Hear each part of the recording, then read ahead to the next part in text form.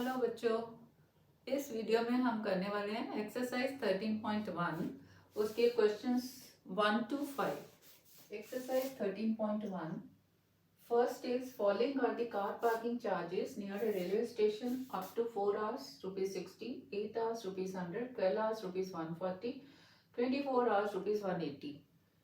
Check if the parking charges are in direct proportion to the parking time. क्या देखना, whether these two quantities are in direct proportion. कौन सी दो quantities हैं? One is parking charges, other is parking time. Two quantities दी हुई हैं, direct proportion देखना. Suppose the first quantity is x, other one is y. Then this is x1, x2, x3, x4, and these are y1, y2, y3, y4. अब direct proportion के लिए क्या होना चाहिए? Direct proportion के लिए होना है x by y equal to x1 by y1 is equal to x2 by y2 is equal to x3 by y3 is equal to x4 by y4 is equal to k some constant.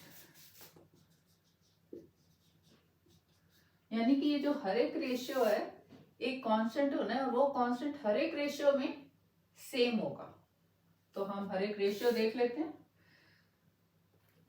What is x1 by y1? x1 is 4, y1 is 60. 4 by 60. Simplify करते जाते हैं साथ के साथ 1 by 15. What is x2 by y2? x2 is 8. This is 100 by 2. So this is 4 2s are 25. This is 2 by 25. Next check करते हैं x3 by y3.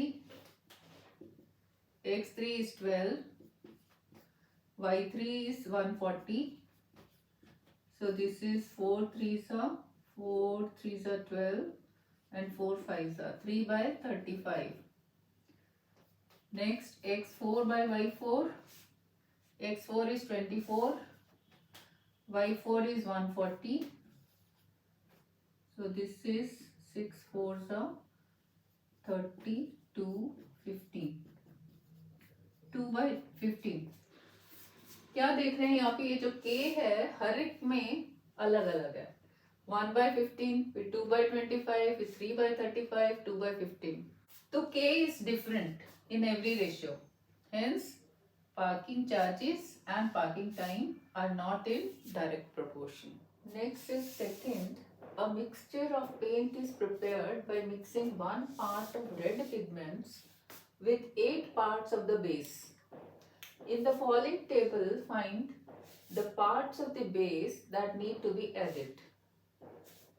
Table क्या है? Parts of the red pigment दिए हुए इस कॉलम में, base जो है इधर एक दिया है, बाकी जो है जितने भी 4 वो हमें निकालने हैं।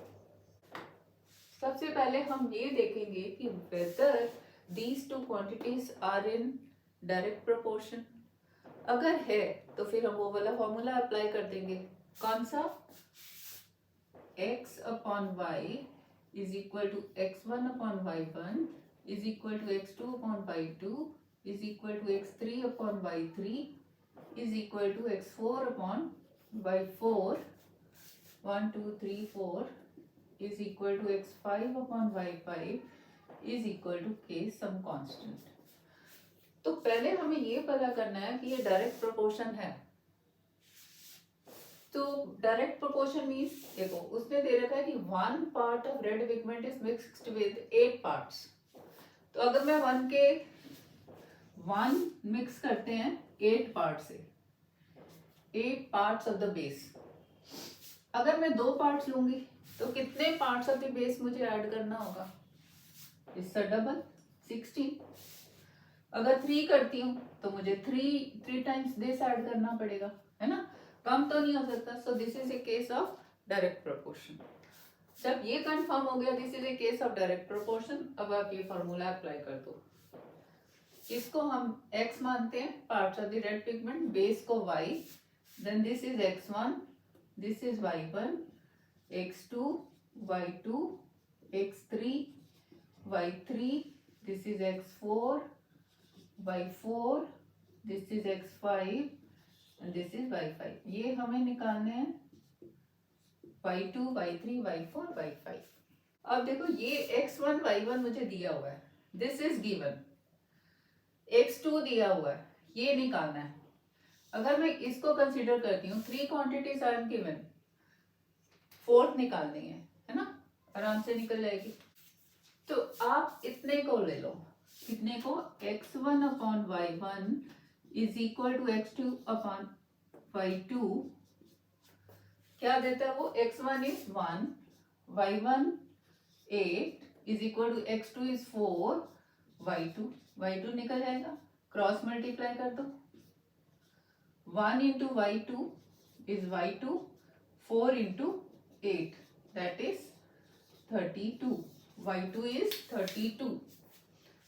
तो ये आ गया आपका 32. अब निकालना y3. y3 निकालने के लिए मेरे पास ये भी है, ये भी है, ये है, मैं ये निकाल सकती हूँ. मैं इन दोनों को भी ले सकती हूँ. कौन कौन से, x2 upon y2 is equal to x3 upon y3, और this I am given x1 y1, और मैं इन दोनों को भी ले सकती हूँ, x1 upon y1 equal to x3 upon y3. अब दोनों में से कौन सा बेटर है, मुझे कौन सा लेना चाहिए. देखो y2 मैंने अभी कैलकुलेट किया, अगर मैं ये वाला लेती हूँ x2 y2 और x3 y3 दिस वन, उसमें मैंने y2 को कैलकुलेट किया है, 4 और 7 दिए हुए. अगर y2 कैलकुलेशन में कुछ भी मिस्टेक हुई तो हमारा y3 भी गलत आएगा. तो हमेशा वो वाला फॉर्मूला यूज करो जिसमें ज्यादा क्वांटिटीज गिवन है, x1 y1 गिवन है, x3 गिवन है, y3 निकालना है, तो हम ये वाला यूज करेंगे, यानी कि ये वाला x1 is 1, y1 is 8 equal to x3 is 7 upon y3, which implies y3 into 1 cross multiply कर दो, so y3 is 7 into 8 is 56. ठीक है, so y3 is 56. नेक्स्ट निकालना है y4. अब इसी के साथ हम लेते हैं x1 upon y1, x1 upon y1 and x4 upon y4. So this gives x1 is 1, y1 is 8 equal to x4 is 12, y4 निकालना है. Cross multiply, y4 into 1, y4 equal to 12 into 8 is equal to 96. This is 96. अब y5 निकालना है, तो क्या क्या compare करेंगे, इसी को ही हम इसके साथ कंपेयर कर देंगे. x1 upon y1 is equal to x5 upon y5.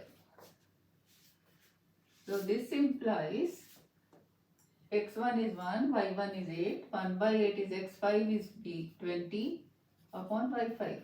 Cross multiply, y5 into 1 is y5 equal to 20 into 8 is equal to 160. So this is 160. यही निकालना था. Find the parts of the base that need to be added. With 4 parts of the red pigment, 32 parts of the base are to be added. With 7, 56 parts of the base to be added. With 12 parts of the red pigment, 96 parts of the base to be added. Likewise with 20, 160. जब exam में आप question करते हो ना, side by side check जरूर करो. अब इसमें चेक कैसे करना है, मुझे पता है जो मैंने वैल्यूज निकाली हैं, अगर वो रेशियो सेम आ रहा है तो आपने वैल्यूज ठीक निकाली है. तो आप रफ वर्क में ये एक बार रेशियोज का निकाल लो, कितना है. 1/8 तो है हमारा पहले वाला, 4/32, 4 1 4 and 4 8 this is also 1/8. Second, third 7 8 ये भी ठीक है. 12 8 96, this is also correct. 28 160, this is also correct. So our answer is correct. Third is in question number 2 above. If one part of red pigment requires 75 ml of base, how much red pigment should we mix with 1800 ml of the base? पहले base के parts ये थे, अभी एक quantity दी हुई है 75 ml। तो हमारा क्या था, पहला था red pigment, part of red pigment. दूसरा था हमारा बेस। अभी बेस जो है this is given in ml। फिर से वही टेबल बना लेते हैं।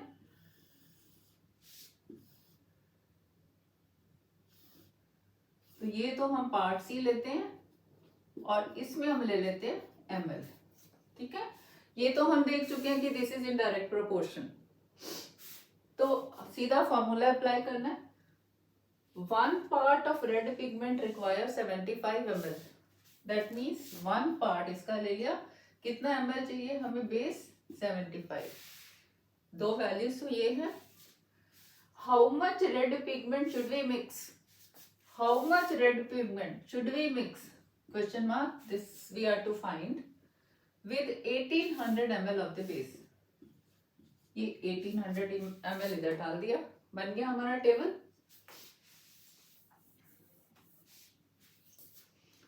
तो जो हमें निकालना है उसको पहले अज्यूम कर लो। Let how much red pigment, let red pigment which we are to mix with 1800 ml of the base be x। that means इसको हमने assume कर लिया x, और let this be x and this be y। this is x1, this is y1, this is x2 and this is y2। let this be x2। ठीक है, formula apply कर दो। Formula हमारा क्या था, डायरेक्ट प्रोपोर्शन का, x upon y। ये जो रेशियोज हैं these are equal, x1 upon y1। अच्छा, पहले इसमें आप लिखो x1 upon y1 equal to x2 upon y2। अगर इसको लो, x1 दिया हुआ है, y1 दिया हुआ है, x2 दिया हुआ है, ये निकल जाएगा आराम से।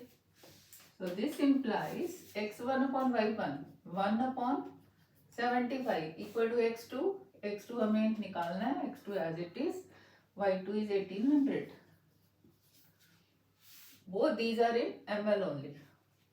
अब क्रॉस मल्टीप्लाई करो, x2 into 75 is equal to 1 into 1800, which implies x2 is 1800 upon 75। Divide कर दो, 3 से करते हैं 600, then 25 2 सा and 25 4, 24। 24 क्या था, x2। x2 इज क्या है, red pigment which we are to mix with 1800 ml of the base. x के parts of the red pigment. तो 24 पार्ट आंसर होगा आपका। Parts of the red pigment which we are to mix with 1800 ml of the base are 24। इसमें आप rather कर दो, let parts of red pigment, part of red pigment ना, parts of red pigment. Next है fourth, a machine in a soft drink factory fills 840 bottles in 6 hours। दो quantities, bottles and time, number of bottles and time। How many bottles will it fill in 5 hours? तो इसमें आप सबसे पहले देखो कि direct proportion है या नहीं है। दो क्वांटिटीज कौन सी है हमारी, एक तो टाइम है, एक बॉटल्स है। टाइम्स 840 बॉटल्स इन 6 आवर्स। 6 आवर्स में ये 840 बॉटल्स कर देते हैं। अगर नंबर ऑफ आवर्स कम करती हूँ, अगर पहला ही घंटा लेते हैं हम, फर्स्ट आवर में तो कम होगी, है ना। सेम मशीन है तो जितनी वो पहले आवर में करेगी, नेक्स्ट आवर में भी उतनी, उससे नेक्स्ट आवर में भी उतनी। तो 1 आवर में इसकी अगर हम 6 से डिवाइड करते हैं तो 140 आ जाएगा। 140 बॉटल्स भरी जाएंगी। सेम मशीन है तो प्रोपोर्शन सेम रहेगा। तो ये जो है अगर 1 आवर से 6 आवर्स होता है तो बॉटल्स बढ़ जाती हैं, क्योंकि सेम मशीन है तो हर घंटे में वो सेम बॉटल्स भरी जाएंगी, तो ये 140 की 840 हो जाएंगी। जब ये हमने देख लिया कि ये डायरेक्ट प्रोपोर्शन का केस है, तो आप टेबल बना दो पहले। टेबल में कौन सी दो क्वांटिटीज हैं? 840 bottles, number of bottles and time. Time किस में दिया? आवर्स में। फर्स्ट केस में 840 बॉटल्स हैं इन 6 आवर्स, ठीक है। How many bottles will it fill in 5 hours? जो हमने निकालना है, लेट उसको एज्यूम कर लो, let number of bottles machine will fill in 5 hours be x। तो इसको x एज्यूम कर लिया हमने। In how many hours? 5। बन गया टेबल। सिंस, अब इसमें लिखो since these two quantities are in direct proportion, since these two quantities are in direct proportion, तो जो रेशियो होगा x1 अपॉन y1, इस केस में 6 upon 840 equal to 5 upon x। ठीक है, इससे आप x निकाल दो, क्रॉस मल्टीप्लाई करो, x into 6 equal to 5 into 840, which implied x is 5 into 840। 6 को उस तरफ ले जाओ, इधर मल्टीप्लाई है उधर डिवाइड हो जाएगा। 6 1 जा 6, 6 4 जा 140 and this is 700. What is x? x हमने क्या सपोज किया? Number of bottles that the machine will fill in 5 hours. So the number of bottles machine will fill in 5 hours is 700. This is the answer. Next step, fifth, a photograph of bacteria enlarged 50,000 times attains a length of 5 centimeter as shown in the diagram.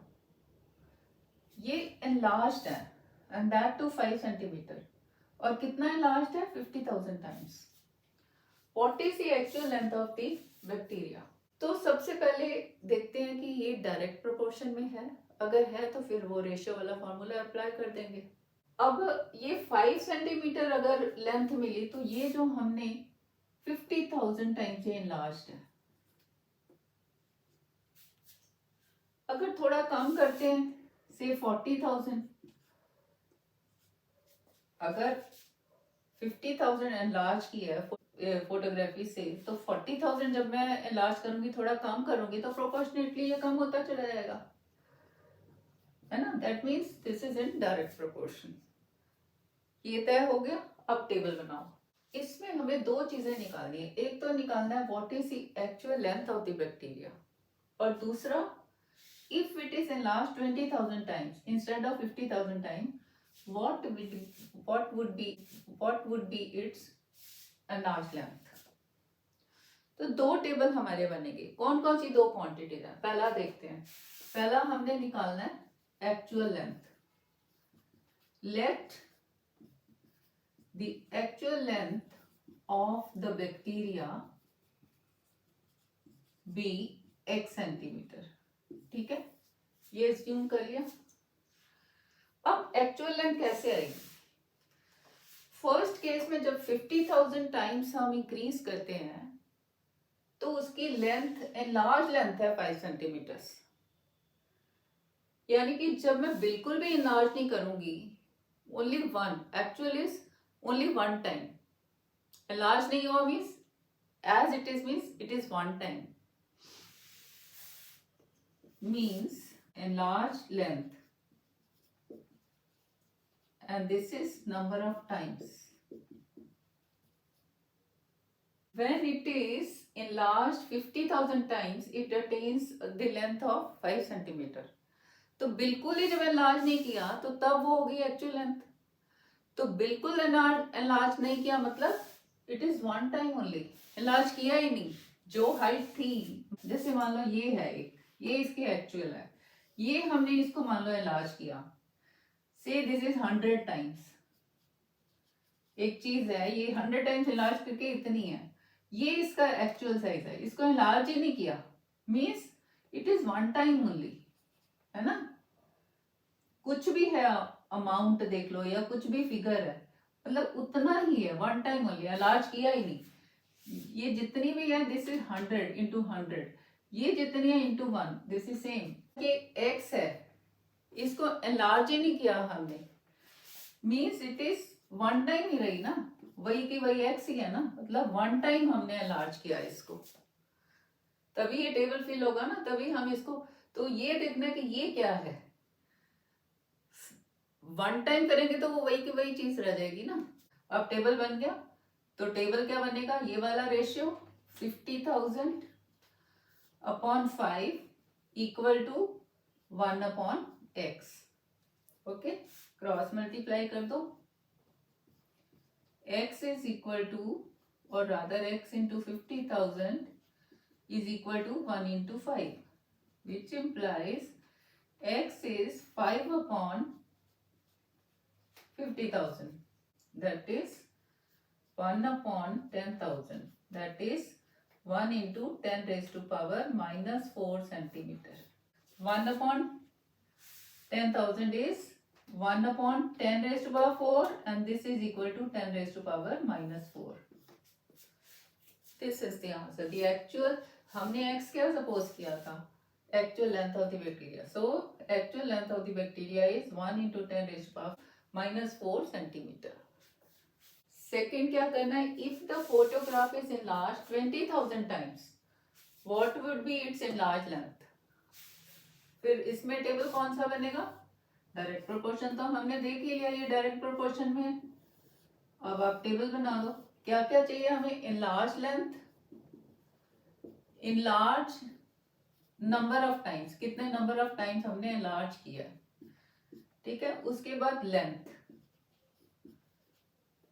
Enlarge length other.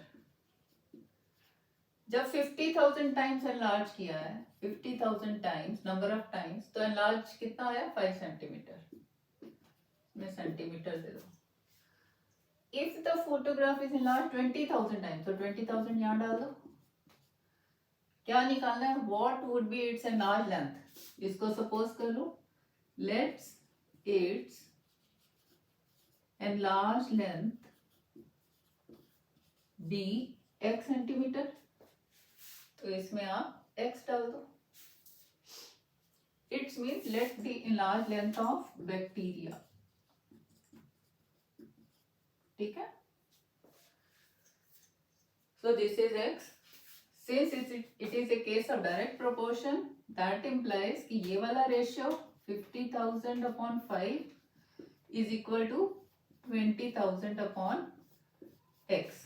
Since these two quantities are in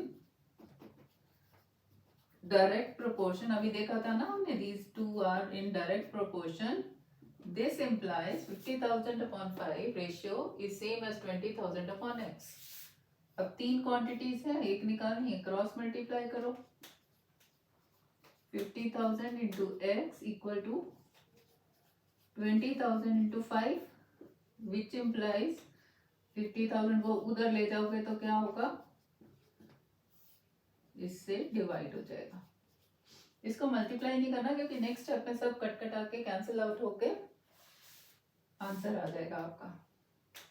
अब इसको आप 10,000 कैसे करोगे तो 2, और इससे करोगे, इसमें 50,000 है 5, सो 2 इंटू 5, 5 कट गया 2, x आ गया 2, x क्या सपोज किया था, enlarge length of the bacteria, so answer is enlarged length of the bacteria is 2 centimeter, x is in centimeter, if enlarged 20,000 times.